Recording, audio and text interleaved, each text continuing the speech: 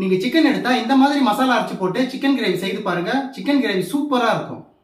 அரை கிலோ கோழிக்கறி, 1.5 ஸ்பூன் மிளகாய்த்தூள், மல்லித்தூள் 1 ஸ்பூன், கரம் மசாலா 1/2 ஸ்பூன், மிளகுத்தூள் 1/2 ஸ்பூன், மஞ்சள் தூள் 1/4 ஸ்பூன், உப்பு, எலுமிச்சம்பழம் சாறு, இஞ்சி பூண்டு பேஸ்ட் 1 ஸ்பூன், 3 ஸ்பூன் தயிர் ஊற்றி நல்லா பிசைஞ்சு 1 மணி நேரம் மூடி வச்சிடணும்.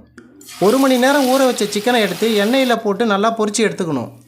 3 கிராம்பு, பட்டை, கொத்தமல்லி 2 ஸ்பூன், மிளகு 2 ஸ்பூன், சீரகம் 1 ஸ்பூன், காஞ்ச மிளகாய் 3, எல்லாத்தையும் பொன்னிறமாக வதக்கி ஆற வச்சு லேசாக தண்ணி சேர்த்து மிக்சியில் அரைச்சி வச்சுக்கணும்.